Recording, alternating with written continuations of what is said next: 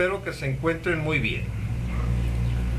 Lo que van ustedes a escuchar a continuación es un resumen elaborado por Héctor Sandoval en mayo de 2008 de una obra titulada Encuentro con la sombra, el poder del lado oculto de la naturaleza humana. Esta obra fue escrita y compendiada por Connie Zweig y Jeremy Abrams y editada por Kairos en Barcelona, España, en el año de 1991. Conceptualmente, la sombra es un término acuñado por los psicoanalistas para referirse a las represiones que llevamos a cabo durante ciertas etapas de nuestra vida, que vamos almacenando en el lado oculto de nuestra personalidad. Como dice Robert Bly, es el gran saco que todos arrastramos y que en los momentos menos indicados nos toma por sorpresa, haciendo que se nos ponga el cuero como la piel de las gallinas. Esto es, sorprendiéndonos. Pero, ¿qué es la sombra?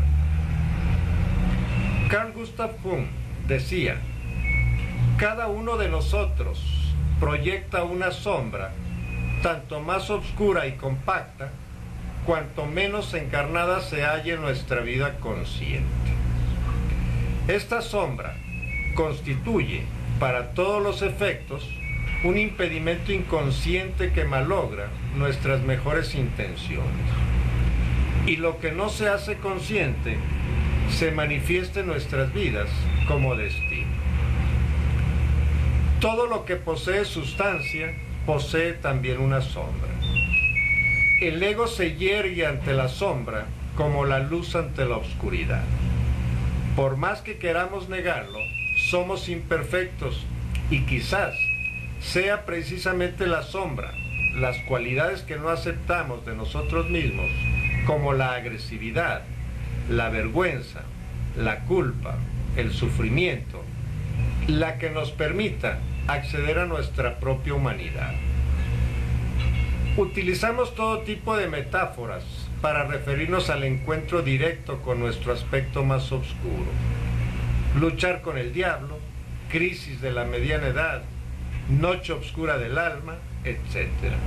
Ese aspecto tenebroso al que denominamos de diversas maneras: yo enajenado, yo interior, yo reprimido, alter ego, etc. Pero, ¿somos nosotros los que poseemos una sombra? ¿O acaso es la sombra la que nos posee? Dicho de otra manera, ¿cómo podemos encontrar a un león que nos ha devorado?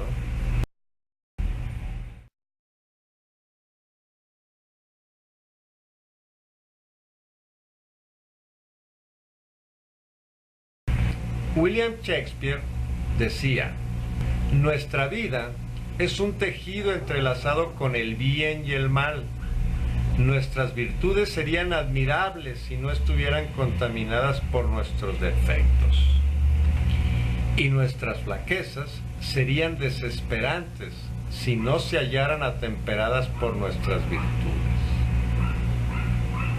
La sombra personal constituye un asunto completamente subjetivo, pero la sombra colectiva, por su parte, configura la realidad objetiva a la que comúnmente denominamos mal. Nuestra sombra personal puede modificarse mediante el esfuerzo moral, pero la sombra colectiva, sin embargo, no se ve afectada por nuestros esfuerzos racionales y puede dejarnos con una sensación de total y absoluta indefensión. No obstante, cuando nuestros valores personales se sustentan en los valores institucionalizados, nos sentimos vacunados contra los efectos negativos del mal.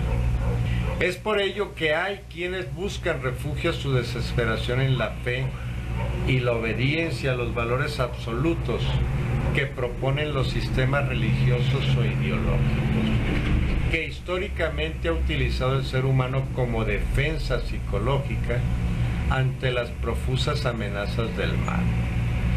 El mal y los problemas que acarrea han llamado la atención del ser humano desde los tiempos remotos. En los grandes mitos griegos, el mal es una fuerza preexistente con la que deben contar los mortales. A veces no vemos los males del mundo, pero en otras, en cambio, los descubrimos con aterradora lucidez. Nosotros percibimos el mal como un conflicto entre lo que esperamos de la vida y lo que ésta realmente es. Nuestra entusiasta visión del mundo nos ciega a la visión de lo negativo, pero esta ignorancia tiene importantes consecuencias. De este modo, permanecemos inconscientes de la realidad del mal, y esta ingenuidad puede explicar gran parte de las abominaciones realizadas por los seres humanos en nombre de una noble causa. La sombra colectiva puede convertirse en un fenómeno de masas y hacer que naciones enteras se vean poseídas por la fuerza arquetípica del mal. Esto puede explicarse por un proceso inconsciente denominado participación mística, un proceso mediante el cual los individuos y los grupos se identifican emocionalmente con un objeto, una persona o una idea, y dejan de lado cualquier tipo de discriminación moral. Este fenómeno colectivo es el que sustenta la identificación con una ideología o un líder, que da cauce de expresión a los miedos y sentimientos de inferioridad de toda una colectividad. A menudo esta situación asume formas colectivas fanáticas y da lugar a fenómenos tales como la persecución religiosa, la intolerancia racial, el sistema de castas, el fenómeno del chivo expiatorio, la caza de brujas o el odio genocida. De este modo, cuando la sombra reprimida por toda una sociedad se proyecta sobre una minoría, se activa considerablemente potencial para el mal de esa colectividad.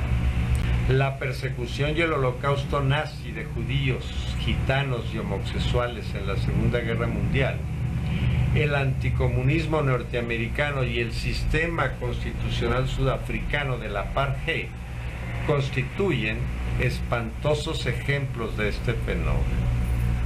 La expresión del mal colectivo suele desafiar nuestra comprensión.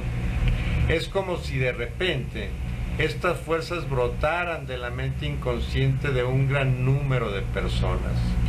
Cuando tiene lugar una epidemia mental de tales proporciones, nos hallamos indefensos para combatir las calamidades que provoca. Los pocos que no quedan atrapados en tal fenómeno masivo de participación mística corre el peligro de convertirse en víctimas de él. Consideremos, sin ir más lejos, la negativa del pueblo alemán a aceptar la existencia de los campos de exterminio nazi, la ceguera del mundo entero al régimen genocida del Mes Rojo de Camboya o la indiferencia global al sufrimiento del pueblo tibetano a manos del comunismo chino. Este fenómeno colectivo suele personificarse en un determinado líder político, en un Hitler, por ejemplo, quien sobrelleva entonces las proyecciones colectivas, reprimidas por toda una cultura. La sombra colectiva no solo se halla viva en tales líderes, dice Lilian Freirond, sino que ellos mismos son representaciones de la sombra colectiva, del adversario y del mal. En los últimos años, hemos presenciado valerosos intentos de poner fin a este tipo de problemas. Gandhi en la India consiguió recuperar la dignidad y la independencia de su país mediante la no violencia. Martin Luther King y el movimiento de los derechos civiles constituye la avanzada de la causa de la igualdad racial y sigue inspirando a individuos y naciones a desafiar las fuerzas represivas del mal. Las sanciones de toda una civilización unificada contra el fenómeno del apartheid sudafricano son un resultado directo de ese logro. El movimiento de los derechos de las mujeres, de los niños, de los marginados y de los ancianos desafía abiertamente las fuerzas inconscientes del mal, presentes en la vida de muchas naciones. Pero para evitar caer involuntariamente en la ingenuidad inconsciente, necesitamos de continuo nuevas formas de pensamiento sobre el mal. La mayoría de nosotros, sin embargo, solemos utilizar como estrategias de enfrentamiento la evitación y la negación. Pero la negación del mal constituye una aflicción permanente de la humanidad, que quizás sea la forma más peligrosa de pensar. No todo el mundo está de acuerdo en que el mal constituye un aspecto permanente de la condición humana. San Agustín, por ejemplo, expuso la doctrina de la privatio boni, que consiste en la idea de que el mal no es más que ausencia del bien, noción según la cual las buenas acciones pueden ayudarnos a erradicar el mal. Jung decía respecto a esto: existe una tendencia casi innata a dar prioridad a lo bueno y a hacerlo así con todos los medios a nuestro alcance, sean adecuados o no. La tendencia a maximizar el bien y minimizar el mal, la privatio boni, puede, pues, ser una verdad metafísica. En este tema no conviene dar nada por supuesto, solo subrayaría que en nuestro campo de experiencia, el blanco y el negro, la luz y la oscuridad, el bien y el mal, etc., son opuestos equivalentes que siempre se implican mutuamente.